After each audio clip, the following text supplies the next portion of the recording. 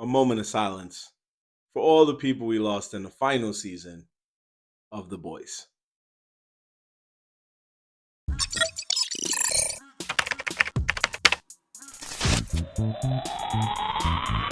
What's going on, people? What's really good? It's your boy Marv, and this is the Nerds in the Hood. Ladies and gentlemen, another legendary show has left the building, ladies and gentlemen. We have to say goodbye to The Boys. It's officially a wrap, y'all. It's over. And I'm sitting here like, oh, this sucks, but this is what happened. A lot of these shows in the past year, it's crazy that so many shows have had their goodbyes. And, just a few months ago, we just said goodbye to Stranger Things, and now we're saying goodbye to The Boys. So much more shows left that are probably going to leave us soon, too. I know Righteous Gemstones left. A lot of my favorite shows are just like slowly just walking out the door. Either they're getting canceled, um, either getting canceled or they're ending on their own terms. But either way, it sucks to say goodbye to shows that you like. It really does. So anyway, let's talk about it as we do here on Nerds in the Hood. Got some things I want to bring up, things that I thought was cool, not so cool, whatever. Anyway, a lot of people are online right now. Probably by the time you see this episode, probably by the time you see The Boys or both, a lot of people online are all over the place. And I love this. I love when a show has us divided because let's be real, it's always going to have us divided. You know that in every show or movie you watch, every game you play, every song you listen to, every book you read, and so on and so forth, there's always going to be one person to go against the grain when everybody else is saying, I liked it. I liked it. It was all right. I liked it. There's always going to be that one person go, it was trash. And right now, we got a lot of people online not feeling the ending of The Boys, probably not feeling the season as a whole. And I just wanted to put in my 2 cents on it. Was I okay with the last episode? That is the real question. And was I okay with the season as a whole? Is question number two. So, in order for me to answer those questions, I definitely want to take a moment to give my thoughts about how the season ended. So I know that the creator of The Boys, right, the TV show, I know that Eric Kripke, I know that he had a lot of different visions for how he wanted the show to end, how he wanted the season to end, and stuff of that nature. One of them I read on Collider, shout out to Collider, it says The Boys finale was always meant to end with Butchie and Hewer. I mean, why did I combine their two names? Why did I do a fusion dance on their two names? End with Butcher and Huey. Excuse me. He said that the emotional ending has been planned since the pilot. So they had this ending mapped out since the first episode, with Butcher seeing Huey as his conscious and little brother throughout the entire series.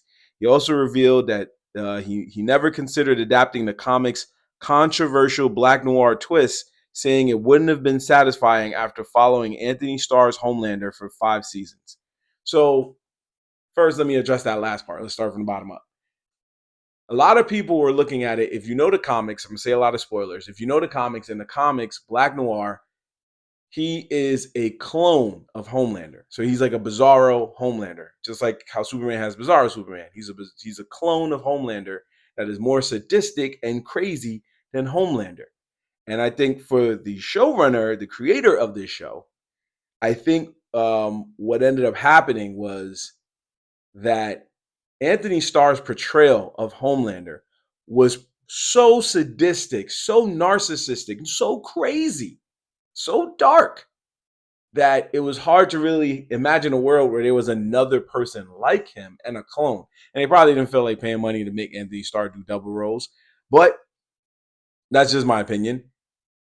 But I will say I probably would have rathered that than the Black Noir that we got. Don't get me wrong. I love it when a black person gets an acting job if they're trying to be an actor. Get your check, get your bag. Shout out to that man. He got his bag. However, it did kind of be kind of weird because like his powers are very inconsistent, right? Like 1 minute he ain't have super strength, but the next minute he did, and then 1 minute, I don't know. Like when he got taken out by the Deep, right? Like One minute he was scared, and then the next minute he was like, "Yeah, I flew all the way to Alaska and I, punched a hole in the sewer pipe, and now they mad at you, right?" Da da da. And then the deep took him out wild easy, just by choking him out. So I was just like, okay. So it just was one of those moments where it's like, maybe we could have used two Anthony Stars. Maybe we could have did a clone and had the clone just be a complete crazy person.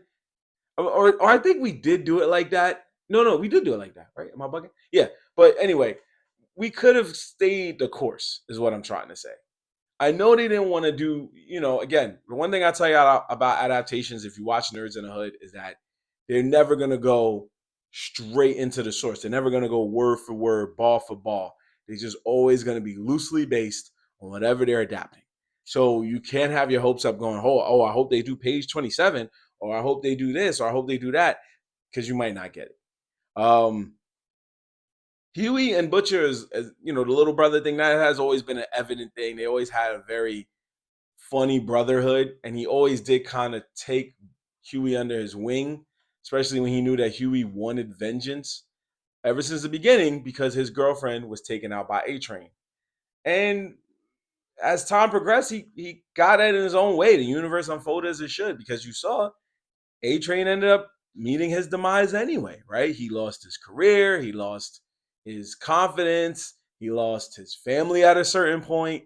And then when he got him back, he lost his life. So, yeah, they became cool later, but it still was just like, yeah, man, he got what he needed.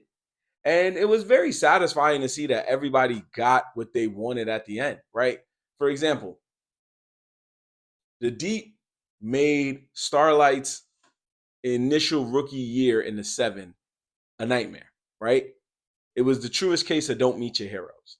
And she can it was hard for her to recover from that. And then she did, and look what growth got her. She was the one to fight the Deep when everybody was like, they saw the Deep walk up, like, yeah, I'm not scared of home. I'm not scared of y'all. I'm doing this for Homelander. I'm loyal. And she looked at all of them. She was like, I got this. And she said it with confidence as opposed to before where she was like, oh, and she was nervous and scared. So that growth came because she fought the Deep and won, came back alive, right?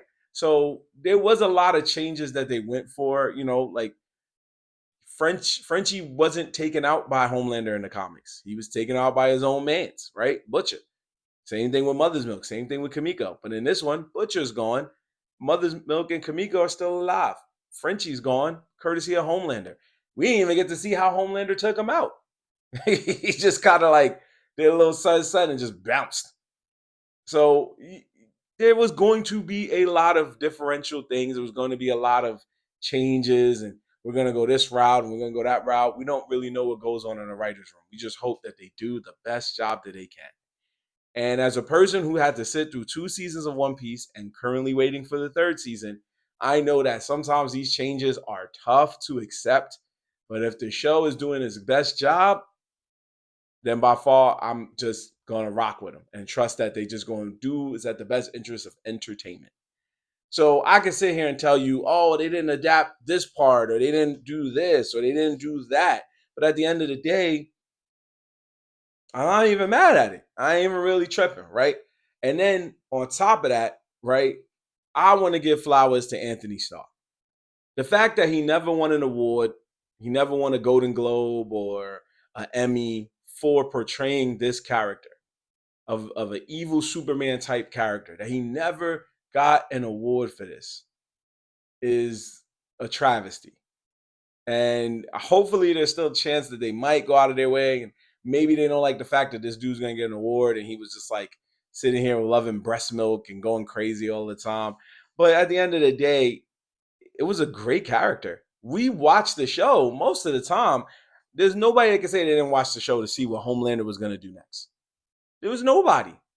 Whether you got the infamous meme where Firecracker coughed and he looked at her in disgust, or the stare down between him and Butcher in the beginning, or the infamous plane flight where he just was like, I'm not saving none of y'all. Shit got weird.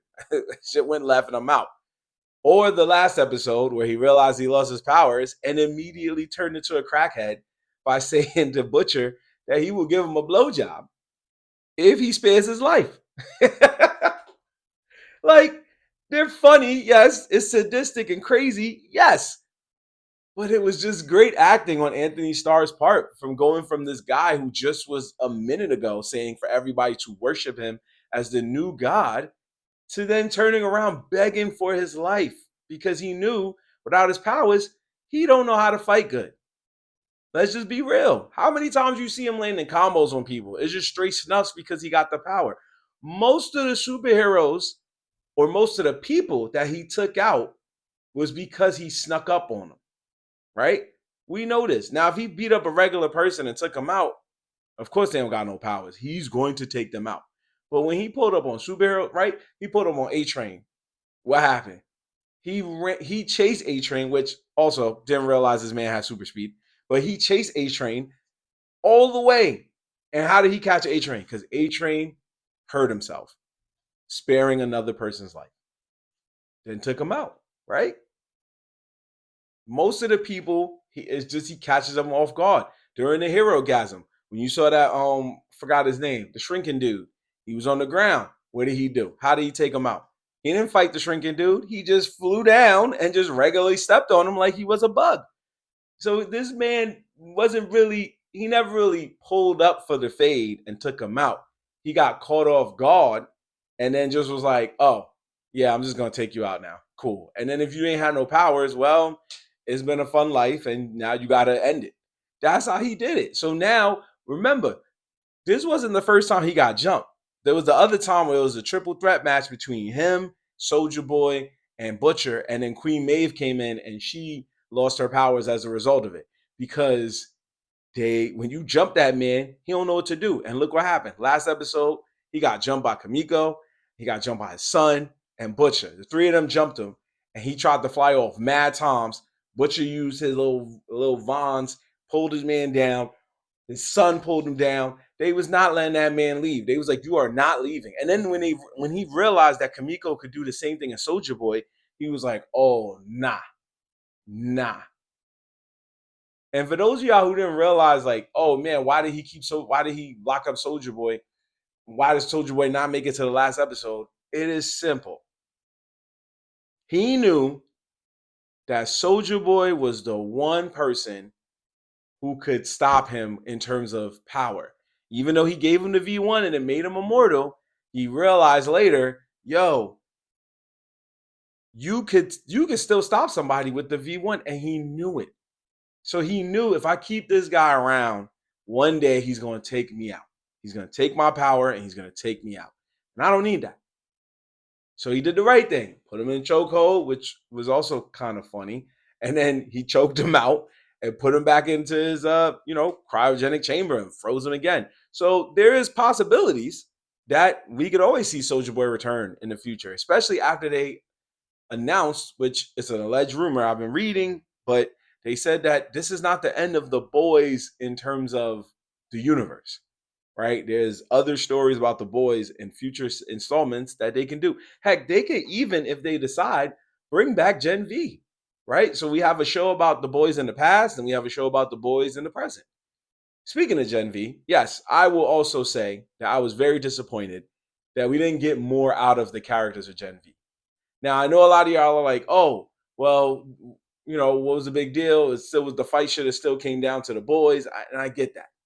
But it's the fact that if you watch Gen V at the end of season 2, Annie and A Train pull up and let them know that they're part of the resistance and they're part of helping out. So if I was told that, I'm gonna think I'm gonna have some type of impact. I'm not gonna be driving civilians to a safe place to keep them away from like Homelander and his crew. Like, no. Let me fight. I got powers. Marie has Omega level powers. And I use the X-Men term wisely. She has powers that can stop Homelander. Maybe she could use the blood against him. Maybe she could stop his heart. Different things she could have did. Jordan Lee, okay, can't beat up Homelander. We could have beat up the Deep. She could have beat up the Deep, right? Emma too. Kate even could have touched one of them and been like, yo, go walk in there and don't come back out. Like, whatever. There was people there, Sam. Like, they had a squad, and you only saw 3 of them. You ain't even see the other two, right? So it's like you gave us other teenagers, three teenagers that we didn't even care about. They had a fake Teen Titans crew. One of them got saved because of power. Mother's Milk, shout out to Mother's Milk, because he knew, listen, you just like my daughter. I done seen it all, been through it all. You need love. Take your ass home, right? But he knew in his heart, let's keep it a buck. Yo, your power's kind of trash. You could like summon crows and the crows help you, or you have the power of flight like a crow. Like, what do you like? You had no powers, fam. Your powers is to really be cool with crows. At least the deep, okay, the deep has the power to talk to and communicate with animals, but he also got strength. So it's like, come on, fam. Come on. He knew Mother's Milk was a real one because he saw Homegirl was like, you can only talk to crows. Like, I mean, I guess. Take your ass home, little girl. So they gave us these like three fake Teen Titans when they could have made that more screen time for the college kids of Gen V, right? Of Godolkin. They could have gave us that. And that's why I felt like we could have you could have utilized them a little bit better. You know, instead of them just being in one episode where 1 minute you're in Gen V being told by Starlight, you guys are part of resistance. You ready? Yeah, we need you. Yeah. And then several episodes later in The Boys, Annie got a vape talking about, nah, you're not ready, fam. You're not ready to control your powers. You good. To then turn around in the next episode to say, yeah, I need you. I need you to take these people somewhere safe. I got powers. You about to go fight Homelander with three people that don't got powers. Well, technically two. Butcher got some powers. But you about to send us in there with Huey and Mother's Milk, and they don't got no powers. Come on, fam. Let us at least help you, right? And yeah, so that's why I was like, the Gen V, it was a little disappointing. It didn't make it whack. It just was disappointing. For people that were mad about Ashley, same thing. Yes, Ashley did have a change of heart at the end. She helped the good guys win. She saved them. Yes, you're right. But let's not forget, she spent 4.5 seasons being on the side of the bad guys because she had to save herself, right? She had to value her life. She was one of the people in that building who didn't have powers that survived. But at the same time, she had a cool power to read minds. It just gave her the caveat that it was like she had a person on the back of her head. She had another form of herself. But it's also just like, yeah, she had to pay for the crime. She was part of the team for a long time. She helped them in a lot of different situations. She didn't help the boys until the end. Um, yeah, I liked also Sister Sage going out. She went out the same way as, if you remember The Simpsons, there was an episode uh about Homer who had a crayon lodged in his brain. It was in his nostril straight to his brain. He had a crayon lodged in his brain. And when the crayon was taken out, they realized that he was very smart. He was a very intelligent person.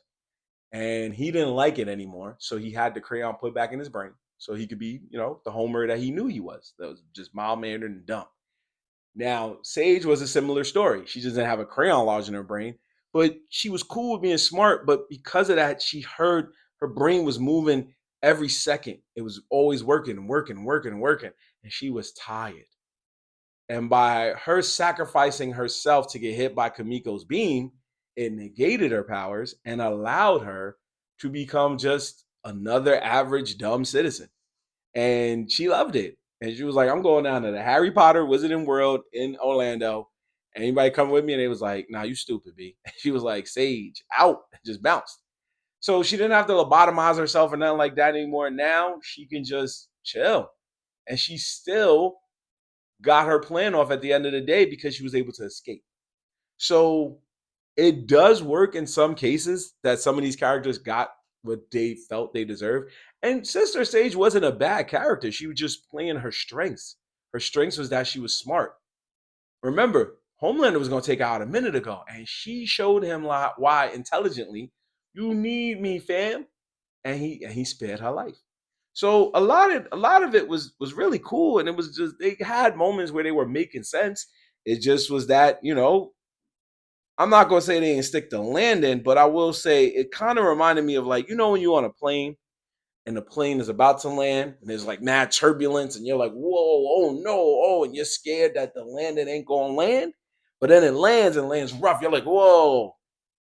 And you kind of clap because it's over, but you also was like, do I really want to go on this flight again?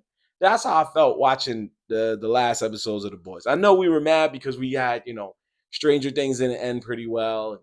Cobra Kai kind of ended a little meh, and Squid Game ended meh, and Game of Thrones ended meh. We had a lot of great TV shows end kind of on a meh note. I get that. I really, really get that. But yeah, this was kind of in between. It wasn't terrible, but it also wasn't great, right? But we were foreshadowed about Homelander's like fate. Remember when he was in the room with the legend and the legend talked to him and was like, "Yo, I'm not gonna hold you. I just feel bad for you." He wasn't even scared of him. He knew like, "Yo, if you want to take me out, homie." But I ain't even scared of you, dog. I just feel bad because like going through all this, you got all that. He knew. He was like, "Yo, you was like." If he was loved the right way and given the proper treatment, he would have been the opposite of what he was doing. And people would have loved him correctly. But he wasn't that. And people feared him. And they feared what he could become and what he already had become. And without powers, they realized how pathetic he really, really was. So the ending of Homelander was satisfying, right? The ending of Homelander was satisfying, and Butcher still getting his retribution was satisfying, and Starlight getting her revenge on the Deep was satisfying. Would have been cool if Mother's Milk got his revenge on Soldier Boy, but technically, he nobody's gonna unlock him probably, so that's fine. And A Train's gone, so that helped. It's not what Huey wanted anymore, but it happened. But also, got to give it up to Huey because he took on old father. He took on somebody with powers. And shout out to David Diggs. Good guest role for the last season. But he took on somebody with powers. That person could have took him out easily, right? And honestly, he had powers like Canary, where it was just like he screams like Sindel and just like sound waves. And all right, cool. But the fact that he lured them by faking his voice to be Butcher's and then shooting at a smoke alarm that shot out smoke, I mean, that was pretty genius, right? And then they found the gag joint, which I knew would play a callback once it actually explained what it does. I was like, this is gonna play such a callback. Oh my gosh. So to do all of that, I thought that was a good fight. But to end the way it ended, yes, was very questionable, controversial in the least, because it was just like, did we really need this? Did we really need to say, oh, Butcher became the monster he became? But this is in some ways how the boys comics ended. It just ended differently, where Huey was lied to by Butcher, and Butcher kept leading him on to make and persuade Huey to take him out because Butcher realized he became a monster. In this one, Butcher became a monster in his mind, and he realized when he looked at Huey, like, man, you're like my little brother, you're like my conscience. What am I doing? I'm walling. And Huey still took him out anyway. He was like, bro, I didn't see that you pressed the button, that you didn't press the button, bro. I didn't know you changed your mind. Like, okay. And they did the same, a cool shot of him standing in the 7 tower, just like what Homelander did, to turn and show that you are what you hated. You are what you hated. And that is why we're at where we at. A lot of other things made me laugh too, like Ryan being upset about Homelander like taking out his dad when it was like, bro, you played a part in his dad getting taken out. You do realize that, right? So it was a lot of things that was making me laugh. But all in all, the season as a whole, I'm gonna say it was all right. It was a cool ride to the end, right? The Boys will forever go down as one of the greatest streaming shows of all time, one of the greatest Amazon Prime shows of all time. Will it go down as one of the greatest overall TV shows? Well, I would argue it would be in the top 100, but I wouldn't say top 10, 20, 30, maybe 50 to 100. And I thought it was good. Amazing performances all around from all of the members of the cast. Again, I've said this on my Mortal Kombat review, but I'm going to say it again. Carl Urban should be in an Adaption Hall of Fame, but also don't forget about Jack Quaid. He should also, both of these guys should be in the Adaption Hall of Fame. And again, for those of you who are on here saying, "Oh, this ending was whack," I mean, let's not forget what happened with Stranger Things, right? That ending wasn't that much greater. That's why I said we hype ourselves up to want these amazing endings, and we don't get them. And when we don't live up to the hype, we immediately just crap all over the whole show. And I don't think we should do that. Yes, the ending could have been better. It could have, but it wasn't, right? The ending could have been better, but we still got something. In the end of the boys' comic book, Huey is the last one standing. In the end of the boys' TV show, Huey is still technically the last one standing. He's in the final shot, but he now has a family. He's about to start with Starlight, and Kamiko's living in France eating French food because she misses her man, and Mother's Milk looked like he got remarried, just like or married, but either way, what do y'all want, right? If it was that dark, right? If it was that dark, I don't know how much longer Amazon would have let it rock. Just like Fallout. Fallout is dark. But if it got any darker, there probably would have been a point where they'd be like, we got to do this. Remember, these TV shows got to speak to somebody like FCC and stuff to help them weed out how dark is too dark. What is the limit? What is the line? And when are we stepping over that line? So those are things that we have to be mindful of. And I know as viewers, we shouldn't care. I get that. But as long as they give us something satisfying and entertainment and satisfying and entertaining, then that is fine. And I was entertained. I was satisfied. I sat there the whole time like, okay. Some of the fights, I was like, I was waiting for this fight. I was waiting for this revenge. I was waiting for the Deep to get a call back to Samuel L. Jackson, guest voicing a shark, telling him, do not come back into the water. And he still came back into the water. Could I have done without the animals of the ocean saying, say her name? Yes, definitely could have done without that. I noticed in the past couple of weeks, George Floyd, Black Lives Matter jokes, not really where we want to be right now, nor should we ever be right now. But yeah, I love that callback. I love a lot of the callbacks to the beginning seasons that we got. And that's what it's about. It's just everything coming back full circle. And that's what we got. We got that. We got Huey and Annie kissing on the street instead of one person on the curb and the other person not, just as a funny callback to saying, let's be careful. But this time, she wasn't going to get ran through. She flew off with a pregnant. And whoever the criminals or person is that she's going to stop, you going to get embarrassed, Prem. If you get washed by this pregnant lady, man, and nothing against pregnant lady. I'm just saying it's kind of funny. She just pulls up like, oh, it just but it still, all in all, was a fun time, and a fun time was had. I enjoyed every episode that I could. Some episodes were better than the others. Yeah, we probably didn't need the point of view episodes of different characters, but so that's all I can say to that. So I still enjoyed it. There's so much I could talk about, and if you want to talk about it with me, write in the comments, sound off. Let's talk about it and let's have a good time, man. Just hit me up, follow me on all social media, let them know. But all in all, this episode and this season was all right. I'm not against it. I'm not against it. Again, we got Homelander in the final episode going, I suck your dick, man. That was classic. I was like, menace to society? Don't drink your juice in the hood, Bobs? Oh, my Lord. I loved it. I loved it. Loved it. Anthony Starr is a legend, and I hope to see him in more projects going forward. Same with the rest of them. But really good job all around. I hope to see. He does deserve an award. Jesus. Anyway, just wanted to give my thoughts on the boys. Just wanted to give my thoughts on how it ended. I am ready for what the universe of the boys has to offer me in the future with future projects, spinoffs, whatever. Maybe hell, even give us a movie. Just ready to see what the next chapter of the boys is. And I will be waiting with open arms. Anyway, it's your boy Marvelat.